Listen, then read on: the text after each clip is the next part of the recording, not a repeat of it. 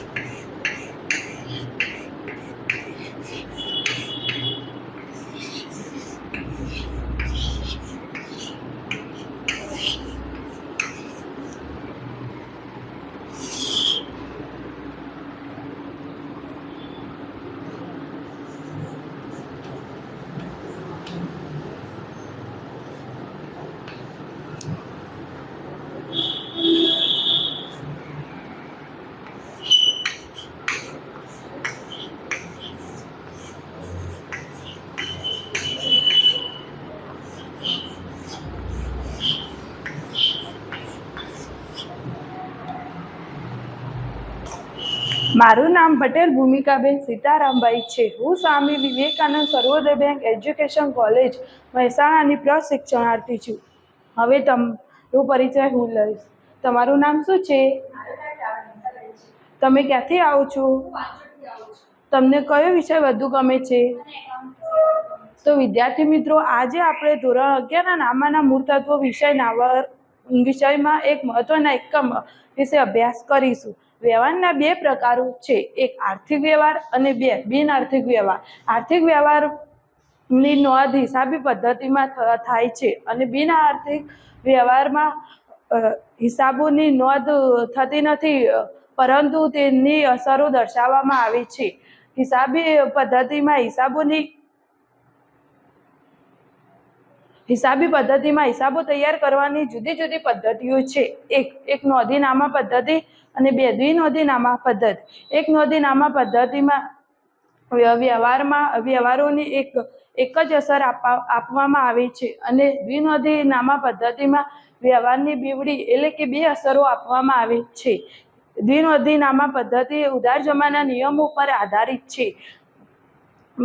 બિન આર્થિક વ્યવહારમાં દરેક વ્યવહારમાં કઈ બાબતની અસર ઉધાર થશે અને કઈ બાબતની અસર જમા થશે તે અંગેનો સમાવેશ આ નિયમોમાં દર્શાવવામાં આવેલ છે. હિસાબી પદ્ધતિમાં જે વ્યવહારોની નોંધ હિસાબોને લગતી કરવામાં આવતી હોય છે અને વર્ષના અંતે તે હિસાબો કરવામાં આવતા હોય છે.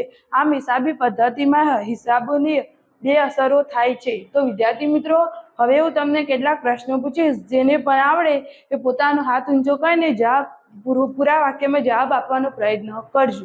હિસાબી પદ્ધતિમાં વ્યવહારોના કેટલા પ્રકાર છે? કયા કયા? નિશાબેન.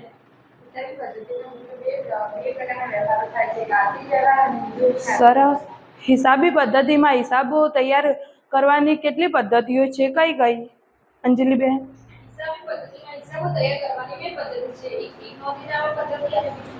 ખૂબ જ સરસ. કઈ પદ્ધતિમાં વ્યવહારની બેવડી અસર થાય છે? ફાલ્ગુનીબેન. શાબાશ. દ્વિનોંધીનામા પદ્ધતિ શાના પર આધારિત છે? અંજલિબેન. સરસ. હિસાબી પદ્ધતિમાં હિસાબો લખવા માટે જુદા જુદા રાજ્યની જુદી જુદી રીતે પ્રાદેશિક ભાષામાં લખવામાં આવે છે. તો તેવા ચોપડાને શું કહે છે? અંજલિબેન. હિસાબી પદ્ધતિમાં જુદા જુદા રાજ્યની જુદી જુદી રીતે પ્રાદેશિક ભાષામાં નોંધ કરવામાં આવે છે. તો તેવા ચોપડાને દેશી નામું કહેવામાં આવે છે. ખૂબ જ સરસ. તો વિદ્યાર્થી મિત્રો, આજે આપણે દેશી નામું વિશે અભ્યાસ કરીશું.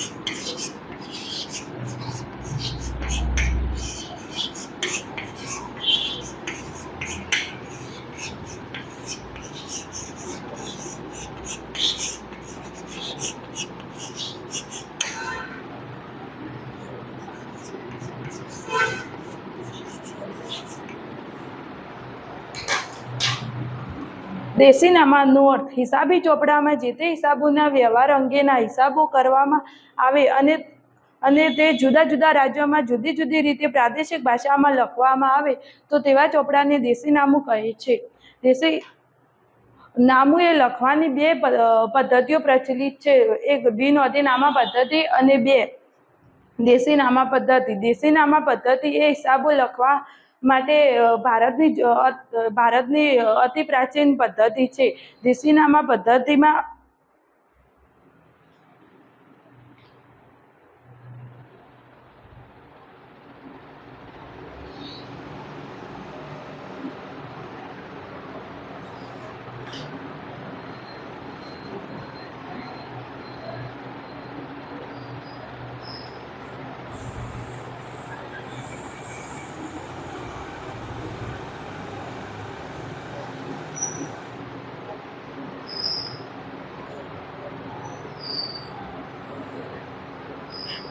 આ પદ્ધતિ દ્વિનોંધીનામા પદ્ધતિ કરતાં પણ વધારે જૂની છે. નામા પદ્ધતિએ સિદ્ધાંતો દ્વારા બંને પદ્ધતિઓમાં કેટલીક બાબતમાં કેટલીક સામ્યતા ધરાવે છે, જેમ કે અને આ પદ્ધતિ આગવું સ્થાન ધરાવે છે.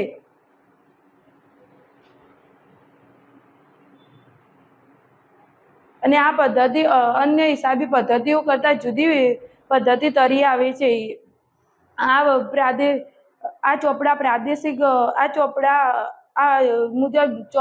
ચોપડા મુજબ પ્રાદેશિક ભાષામાં લખવામાં આવે છે.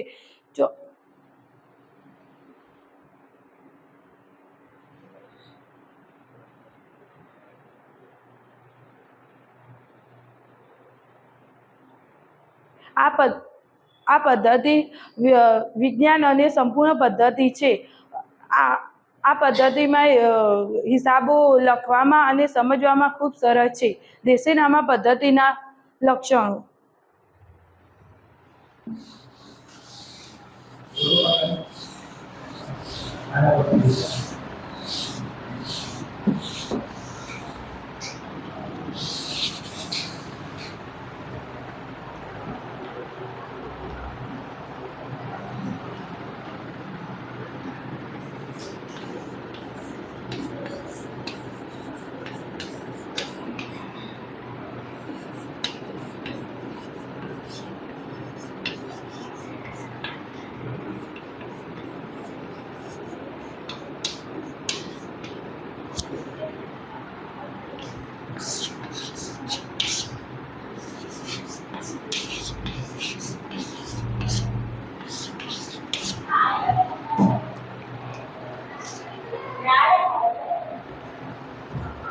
દેશીનામા પદ્ધતિના લક્ષણોમાં પહેલું લક્ષણ છે ચોપડા. દેશીનામાના ચોપડા લાલ રંગના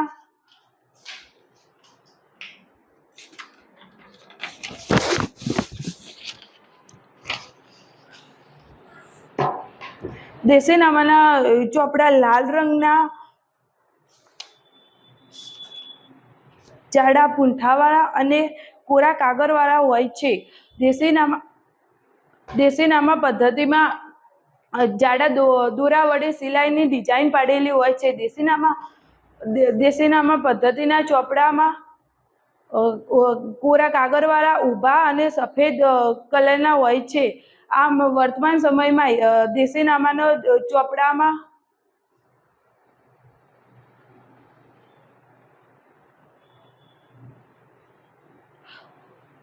ચોપડામાં ઊભી લીટીઓ દોરેલી હોય છે. બીજું લક્ષણ વિક્રમ સંવત.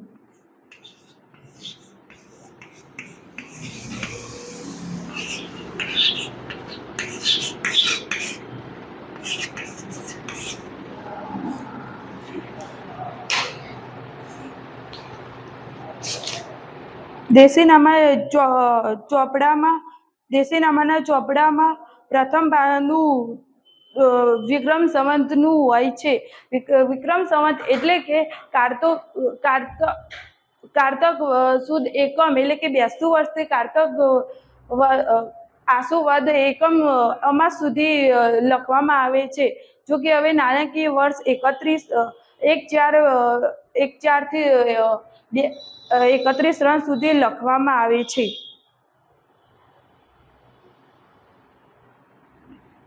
ત્રીજું લક્ષણ પૂજાનું પાનું છે.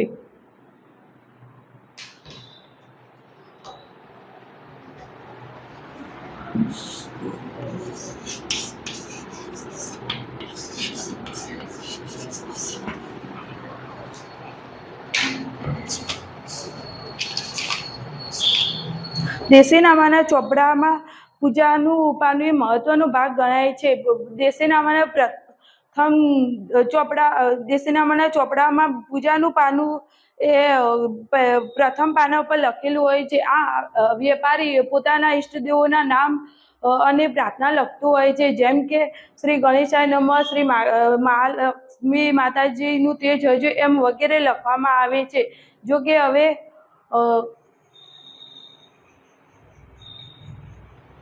આ પદ્ધતિમાં પૂજાના પાના પર હિસાબ, આ પાનાને પૂજાનું પાનું કહે છે. આ પાનામાં હિસાબી નોંધ થતી નથી. નામું લખવા માટેની કેટલી પદ્ધતિઓ છે? કઈ નિશાબેન? ખૂબ જ સરસ. કઈ પદ્ધતિ હિસાબો લખવા માટે ભારતની અતિ પ્રાચીન પદ્ધતિ છે? અંજલિબેન? Very good. દેશીનામા પદ્ધતિમાં ચોપડાને કયા નામથી ઓળખવામાં આવે છે? અંજલિબેન? સરસ.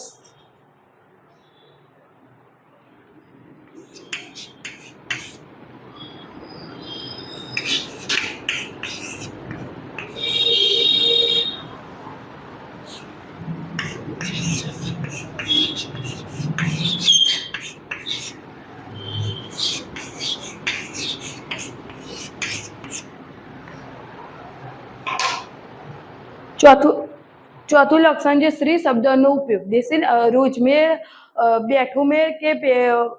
રોજમેર, બેઠોમેર, પેટાનોંધ કે ખાતા વહીના ચોપડામાં શ્રી શબ્દનો ઉપયોગ કરવામાં આવે છે. દાખલા તરીકે વ્યાજ ખાતે લખવાનું હોય તો શ્રી વ્યાજ ખાતે લખાય છે. શ્રી શબ્દ એ શુભ નિશાની ગણાય છે.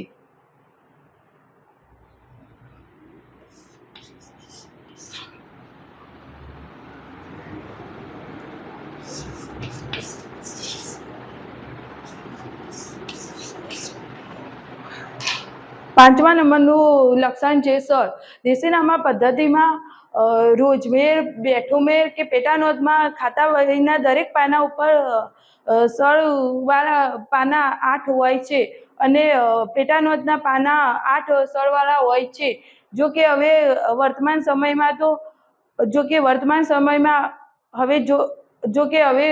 સમયમાં આ સળ વગરના અને ખાના દોરેલા વાળા ચોપડા હોય છે.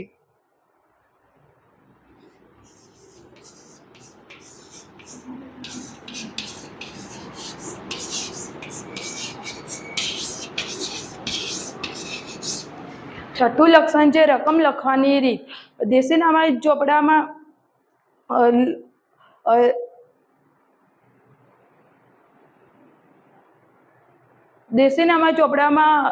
દેશીનામાના ચોપડામાં રકમ લખવાની રીતનો સમાવેશ કરવામાં આવે છે. આ રકમમાં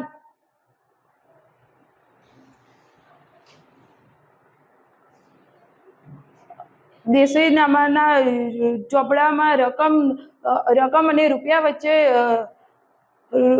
રકમ અને રૂપિયાની નિશાની કરવા માટે જેનો ઉપયોગ થાય છે, જે ઓળાયો અથવા હોળાયો તરીકે ઓળખવામાં આવે છે. દાખલા તરીકે 121 ઓળાયો 25, એટલે કે વર્તમાન સમયમાં 121 બરાબર 25 એમ લખવામાં આવે છે.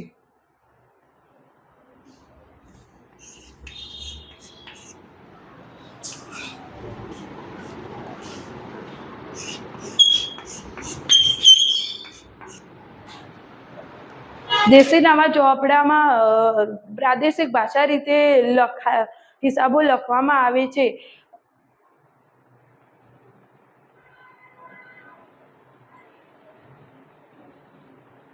દાખલા તરીકે ગુજરાતમાં હિસાબો લખવાના હોય તો ગુજરાતી ભાષામાં લખી શકાય છે.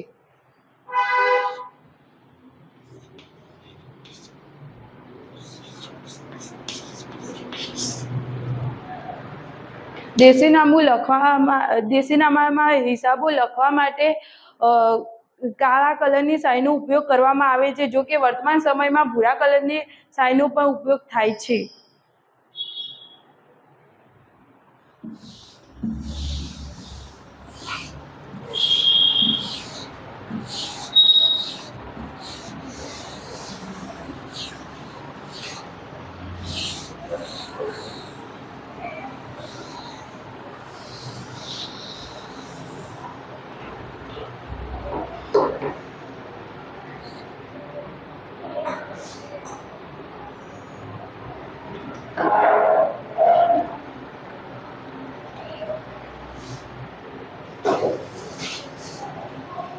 દેશીનામાની પદ્ધતિમાં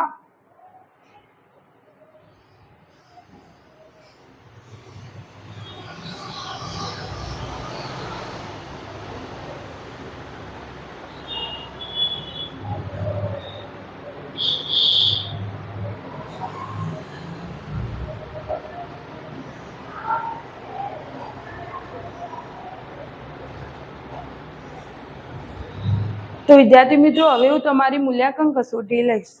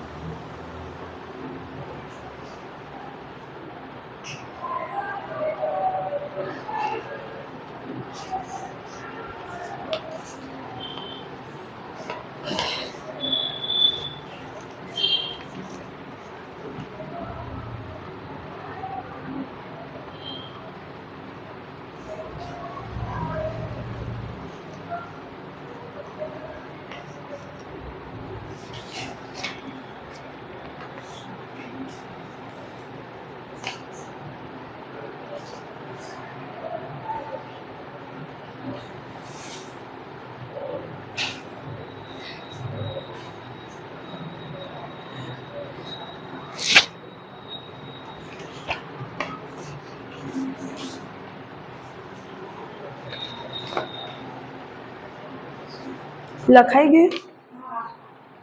પ્રશ્ન 1, નીચેના પ્રશ્નોના 1-2 વાક્યોમાં ઉત્તર આપો. દેશીનામાના ચોપડા કેવા હોય છે? અંજલિબેન. સરસ. દેશીનામામાં તારીખ કેવી રીતે લખાય છે? નિશાબેન. સરસ. દેશીનામામાં ખાતાવહીના ચોપડાના પાના કેટલા સરવાળા હોય છે? ફાલ્ગુનીબેન. શાબાશ. દેશીનામામાં કયો શબ્દ એ શુભ નિશાની ગણાય છે? કાજલબેન. સરસ. દેશીનામામાં રકમ લખતી વખતે રૂપિયા અને પૈસાની રકમ વચ્ચે શાની નિશાની કરવામાં આવે છે? અંજલિબેન.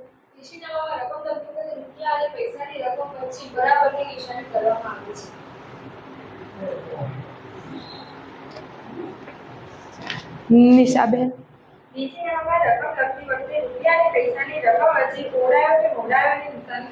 અંજલિ. સરસ. પ્રશ્ન 2, નીચેના વિધાનો ખરા છે કે ખોટા તે જણાવો. જો વિધાન સાચા હોય તો સાચાની નિશાની દ્વારા અને વિધાન ખોટું હોય તો ખોટાની નિશાની દ્વારા સામે આપેલા ચોરસ ખાનામાં જણાવો. પેટાનોંધના ચોપડાના પાના 6 સરવાળા હોય છે. કાજલબેન. સરસ. દેશીનામું મોટા ભાગે કાળી શાહીથી લખાય છે. નિશાબેન. સરસ. દેશીનામા પદ્ધતિમાં હિસાબી ચોપડા પ્રાદેશિક ભાષામાં લખવામાં આવતા નથી. ફાલ્ગુનીબેન. સરસ. વર્તમાન સમયમાં દેશીનામાના ચોપડામાં સરવાળા અને ખાના વગરના પાનાનો ઉપયોગ થાય છે. અંજલિબેન. સરસ. વર્તમાન સમયમાં દેશીનામાના ચોપડામાં બરાબરની નિશાની કરીને પર રકમ લખાય છે. ફાલ્ગુનીબેન. સરસ.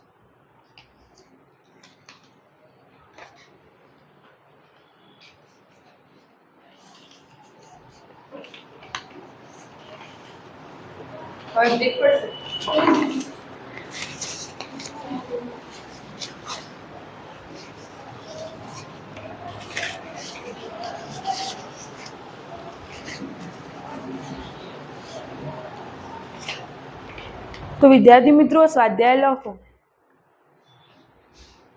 દેશીનામાનો અર્થ જણાવી તેના લક્ષણોની ચર્ચા કરો.